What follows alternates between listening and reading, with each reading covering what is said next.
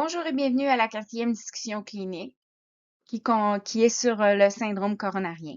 Alors, comme je fais toujours, une petite mise en situation, on va commencer comme ça, une petite mise en situation, des petites questions pour se mettre en contexte, un peu de physiopatho, on va démystifier certains là, concepts qu'on rencontre couramment là, dans notre milieu. Donc, c'est parti. Madame Jolicoeur, âgée de 68 ans, se rend à l'urgence. Elle vous dit que depuis une semaine, elle se sent essoufflée, puis même parfois au repos. Elle est épuisée, fatiguée, puis ça l'inquiète. Habituellement, elle est pleine d'énergie. Donc, avec cette petite mise en situation-là, vous êtes genre au triage, quelle serait votre intervention, évaluation face à ces symptômes? Je vous laisse y penser un petit peu. Donc, on pourrait avec cette dame-là, premièrement, peut-être, bon, pendant la prise de signes vitaux, on pourrait prendre nos signes vitaux, la saturo, on pourrait prendre la pression, bien entendu, ausculter notre patiente, puis en même temps, y faire le PQRST-UV pour pouvoir voir, là, se faire un petit tableau clinique de ses symptômes. Puis, bien entendu, vous avez sûrement dit, ben, on y ferait probablement un ECG.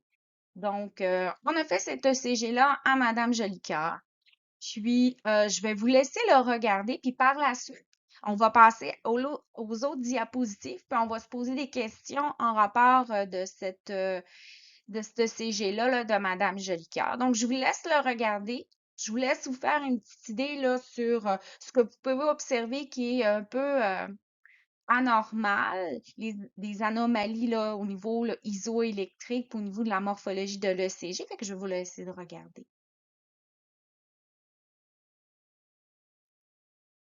Donc, on va passer aux petites questions. Désolée, là, je vais être obligée de retirer la bande de CG. Donc, que croyez-vous que c'est? Donc, vous avez eu un petit peu de temps pour réfléchir. Oui, on a vraiment un changement au niveau du segment ST. On pourrait même dire et affirmer qu'il y a un sus-décalage entre des deux puis en des trois. Qu'est-ce que cela signifie? Je vous laisse y penser. Bien, ça signifie une diminution de la perfusion d'oxygène vers les cellules myocardiques. Ça veut dire que ben, les coronaires, qu'est-ce qu'ils permettent de faire? C'est de nourrir les cellules myocardiques en oxygène pour que celles-ci puissent faire leur ATP, puissent faire leur travail pour le cœur, donc de pomper, parce qu'on sait que le cœur, c'est une pompe. Donc, c'est de nourrir en oxygène les cellules myocardiques qui forment le tissu, le myocarde, bien entendu. Donc, qu'est-ce que ça peut signifier là, si il y a une diminution de la perfusion en oxygène au niveau des cellules myocardiques?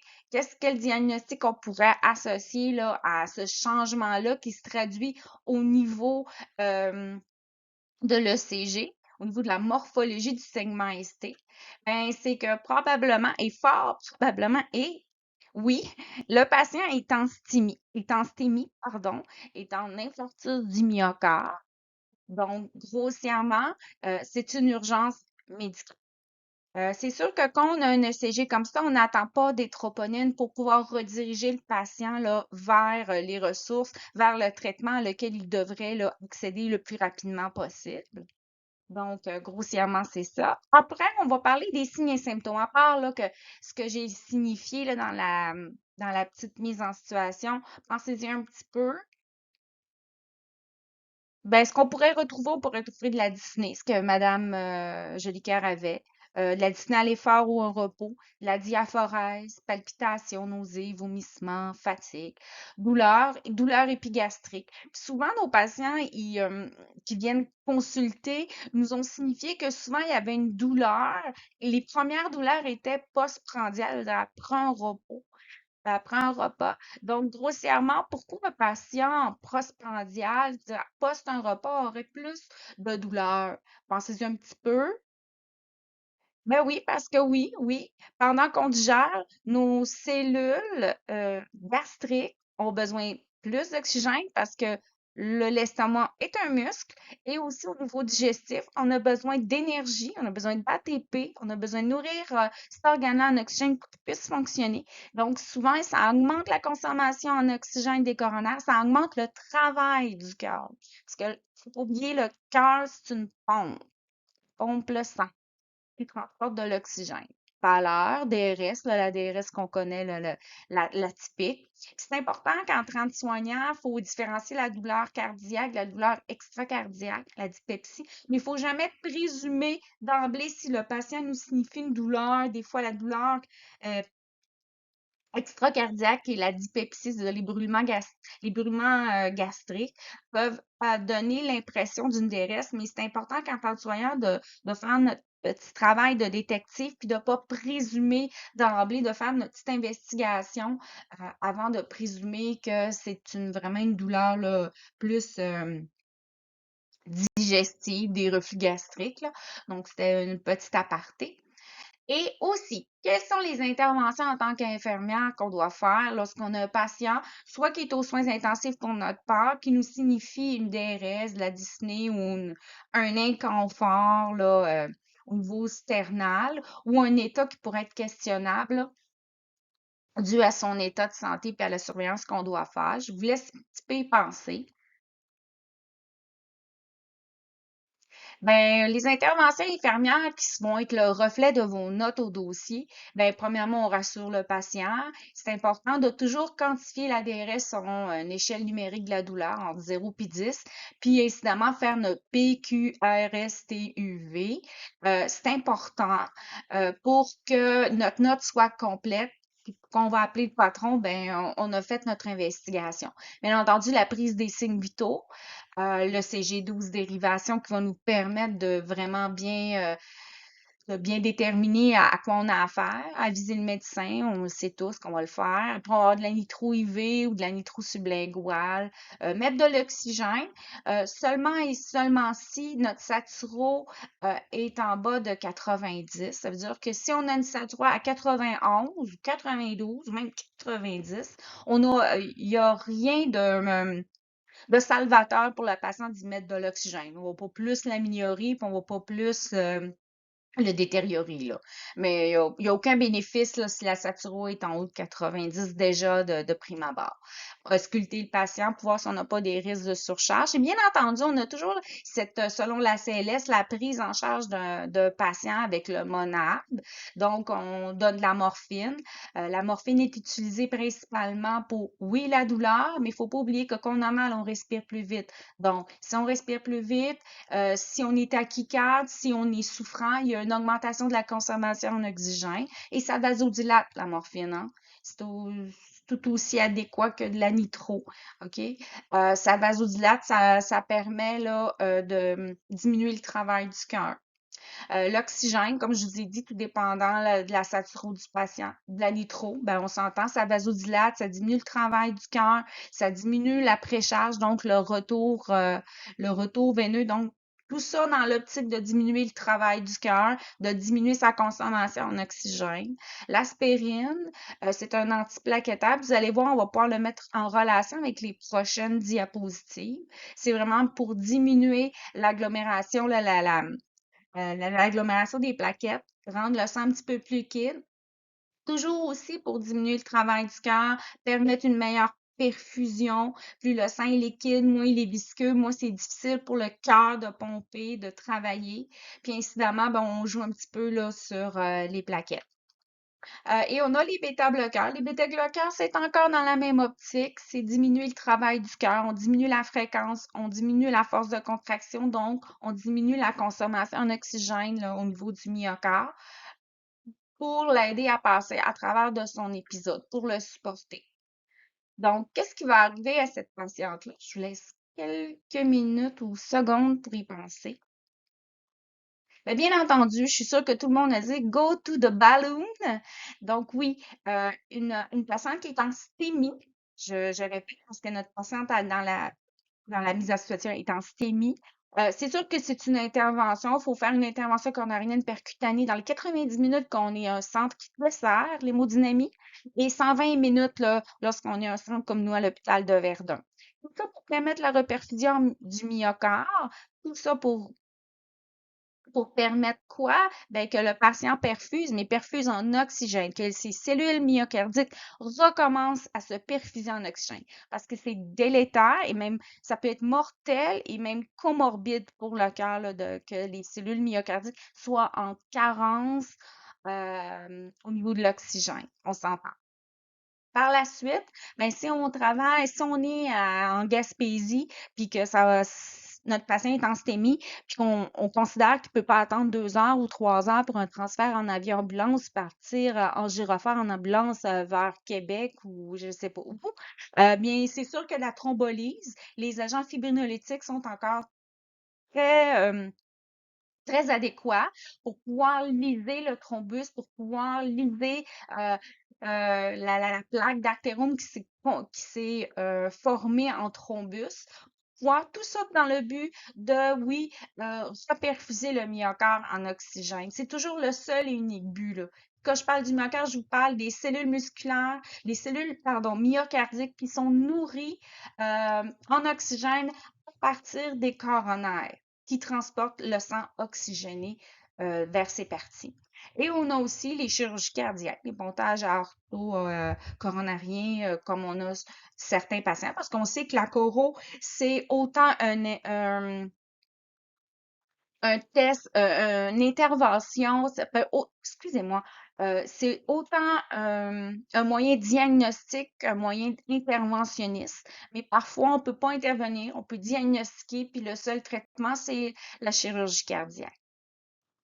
Donc, on va démystifier un petit peu le syndrome coronarien. C'est quoi un syndrome coronarien? C'est quoi? C'est une maladie coronarienne qui désigne les manifestations cliniques de l'artériosclérose.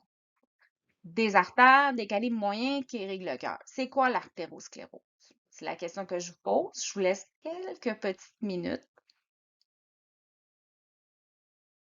Ben, l'artérosclérose, qu'est-ce que c'est? L'artérosclérose, c'est une maladie inflammatoire chronique qui se caractérise par l'accumulation de macrophagocytes et de lymphocytes dans l'intima. L'intima, je vous parle de la couche interne des artères.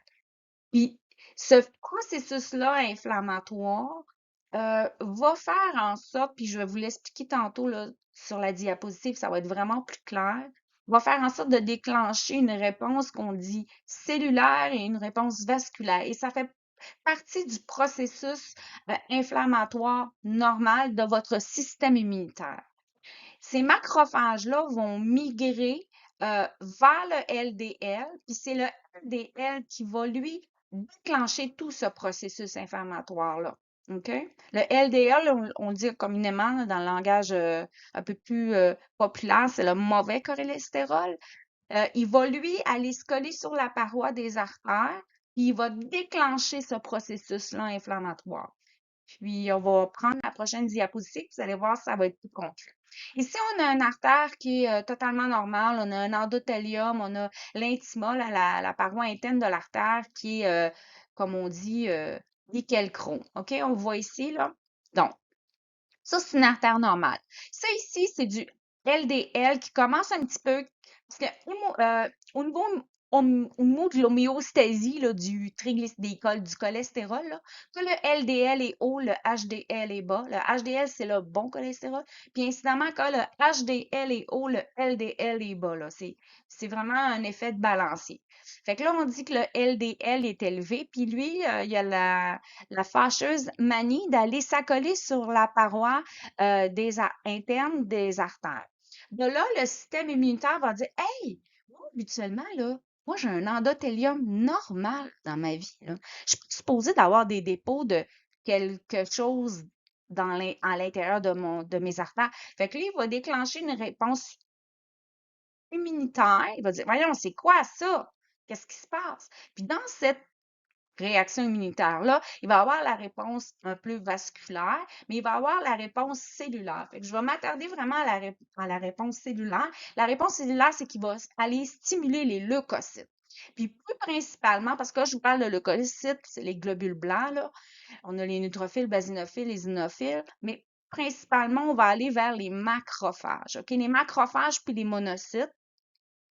Les macrophages, là, je peux vous faire là, une translation puis un genre de de similitude, c'est comme un éboire. C'est le plus grand, ça le dit macrophagocyte, phagocyte, il mange. C'est le plus grand éboire de tous les déchets que peut repérer votre système immunitaire. OK? Bactéries, n'importe quoi. Lui, puis il englobe, puis il bouffe. Donc, les macrophages vont être attirés par le LDL.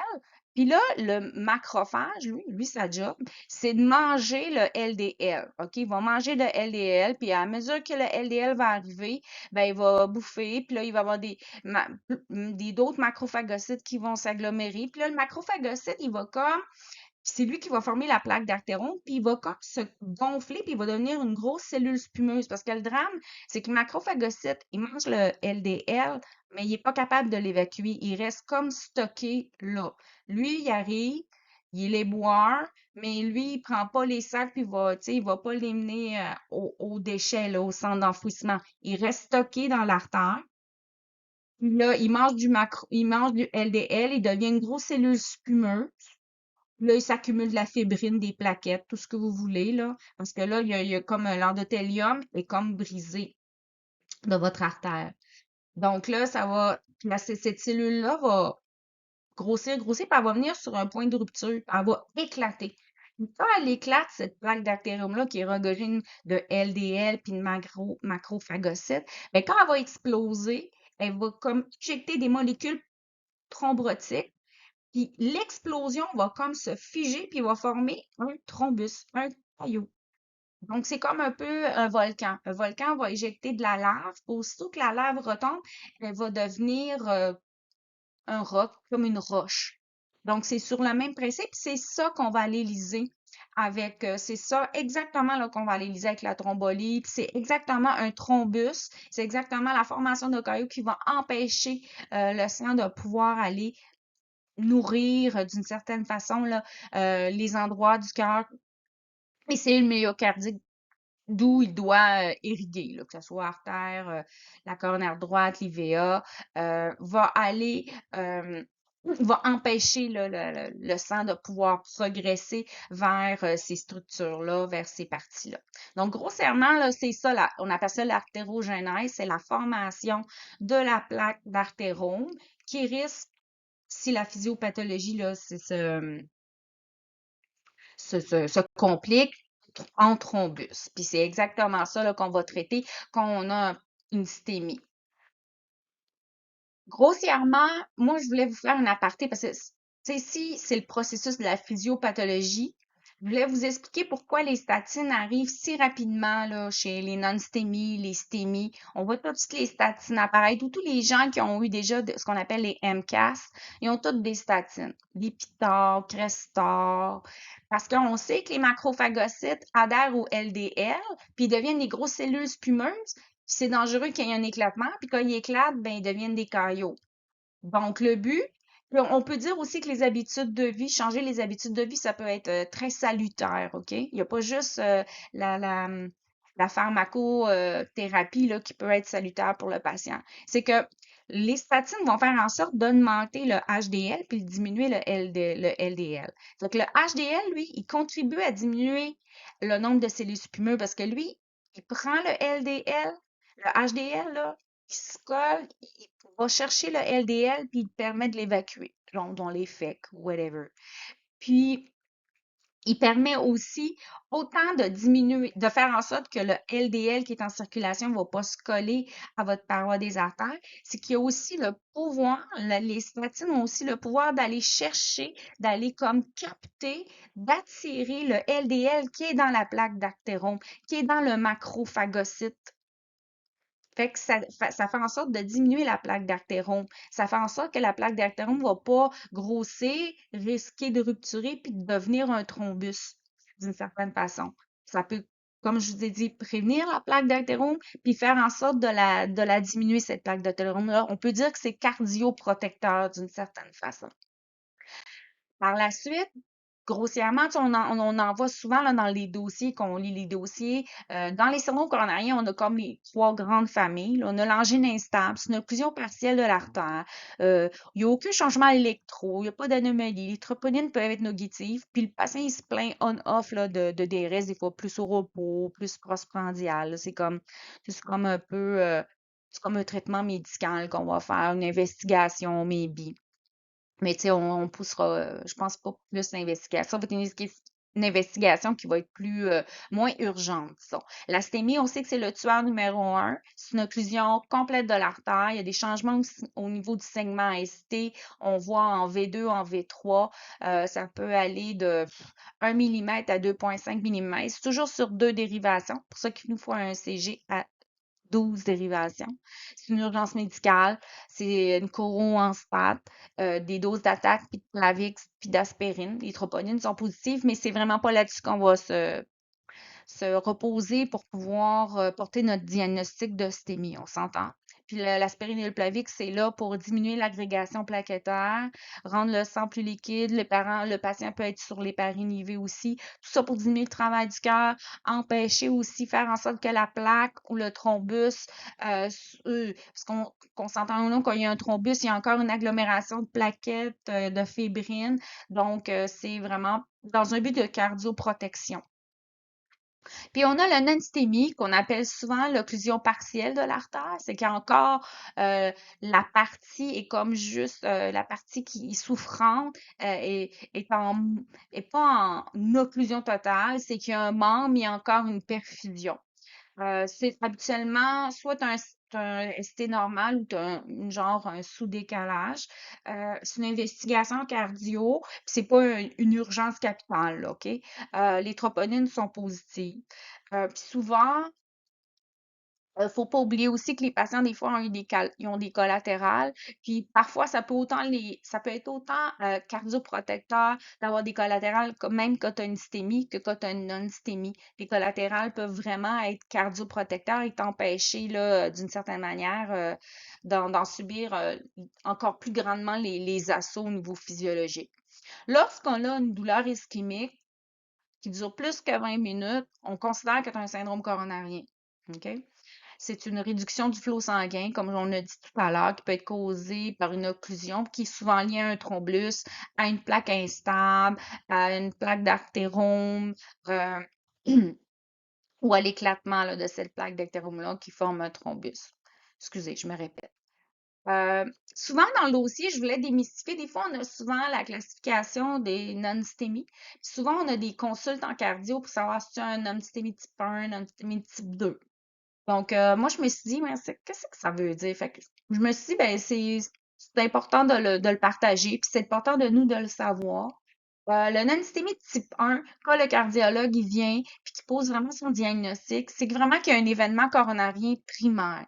C'est comme je vous ai dit, soit qu'il y a une plaque qui est instable, c'est qu'elle bouge au niveau de l'intima, puis des fois elle peut occluser moyennement, plus fortement l'artère, ce qui fait en sorte qu'il n'y a pas vraiment de changement à l'électro, mais il y a des douleurs associées, le patient vient consulter, puis il peut avoir une rupture de plaque, ce qui amène ce qu'on appelle là, un thrombus, puis qui peut mener à une certaine occlusion.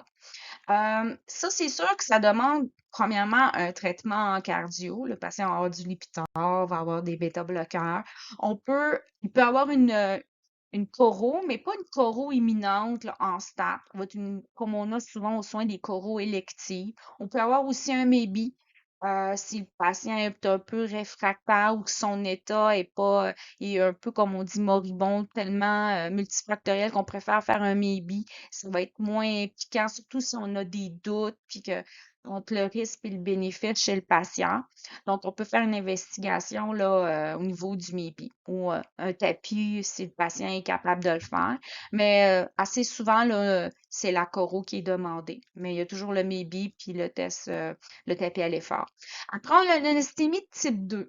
Quand on a une lystémie de type 2, c'est qu'il y a un nid d'adéquation. Ça ne demande pas vraiment une prise en charge cardio. Puis vous allez voir, c'est souvent là qu'on arrête le Plavix, l'aspirine. Il y a une inadéquation entre les demandes en O2 puis les apports.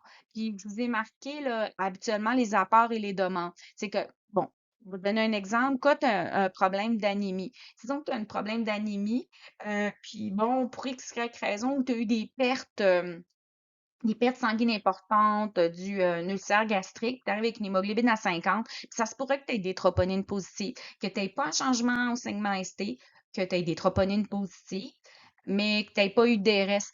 C'est juste parce que entre les deux mondes, tu as une hémoglobine en 50, puis l'hémoglobine, ça transporte l'oxygène. OK? C'est un complexe, c'est comme tu as l'hémoglobine, tu as l'hème, c'est un gros complexe de fer qui transporte de l'oxygène, puis la globuline, elle va transporter le CO2. Fait que si tu as une baisse de l'hémoglobine, ben ça se pourrait que tu aies une souffrance myocardique parce que tu n'avais pas assez d'oxygène en circulation, ton hémoglobine était à 50. Donc, c'est souvent ce qu'on appelle les non-stémies type 2. C'est vraiment cause, il y a une cause reliée qui n'est pas cardiaque. C'est qu'il y a une privation d'oxygène parce que tu as eu des grosses hypotensions. Les tacotubos, par exemple, les spasmes coronariens, ça peut être ça. L'hypoxie, nos MPOC, des fois, qui ont des troponines, pas de DRS. Puis là, on ne sait pas, c'est comme de nouveau les troponines. Puis là, puis là, le cardio, il passe, il regarde la situation clinique, il n'y a pas d'arythmie, il n'y a jamais eu de DRS, il y a juste des petites troponines un peu positives. Donc, lui, il va déterminer que c'est un enzyme type 2 parce que le patient a été hypoxémique pendant un certain temps, le temps de prendre sa prise en charge. Fait qu'il n'y a pas une condition coronarienne sous-jacente. Tu as les tachyarrhythmies aussi, les crises hypertensives, l'hyperthyroïdie et les sepsis aussi, ça nous arrive souvent. Puis là, tu sais, on a des consultes en cardio, puis là, le cardio passe, puis dit non, non, c'est un antisémite type 2, on n'a pas besoin de donner d'aspirine, de Plavix. Donc, il n'y a pas besoin vraiment, là, c'est que la cause, elle est autre que cardiaque, c'est seulement entre les apports et les demandes, il y a comme une inadéquation. Puis, un coup qu'on a réglé le problème, ben, lui, il présume qu'il n'y a pas de source cardiaque là, sous-jacente. Après, on a aussi, des fois, on le voit dans le dossier, pour les infarctus du myocarde, la classification de la gravité des infarctus. On appelle ça les KELIP. Qu'on a le KELIP 1. Le KELIP 1, ça veut dire que c'est un infarctus du myocarde qui n'a pas d'insuffisance cardiaque. Il n'y a pas de signe d'insuffisance cardiaque. C'est un infarct qui n'a pas touché ta fonction myocardique. Tu n'as pas de défaut de contractilité. Après, on a le clip numéro 2. Ben, tu as eu des crepitants, de la turgescence. Fait on peut présumer que cet infarct-là va amener des défauts, ils ont amené des défauts de contractilité qui pourraient, je crois, à long terme, t'affliger. Après, on a l'OAP franc.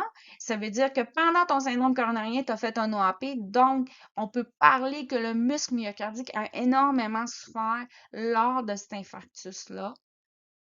Et on a l'équilibre 4 qui est vraiment la complication ultime d'un infarctus. C'est le choc cardiogénique, c'est l'hypotension, donc c'est la prise en charge. Puis habituellement, là, je vous dirais que le deuxième, peut-être avec une restriction liquidienne, puis du Lasix, puis faire attention au in et au out. Mais on sait que lorsqu'on a l'équilibre 3 et 4, on ne serait pas surpris d'avoir un écho cardiaque qui pourrait probablement démontrer là, une fraction d'éjection qui est diminuée. Mais toute chose étant relative, c'est sûr qu'on ne va jamais présumer. On a toujours, puis on le sait, là, que tous nos patients qui ont eu des non-stémies, des stémies ou des infarctus se méritent un écho cardiaque pour vraiment poser un bon diagnostic là, puis déterminer vraiment l'ampleur des dégâts s'il y a eu des cas. Donc, c'est ça, c'était juste à titre informatif que je voulais parler d'équilibre. Donc, je vous remercie beaucoup de votre attention. Ceci est mes références et à la prochaine.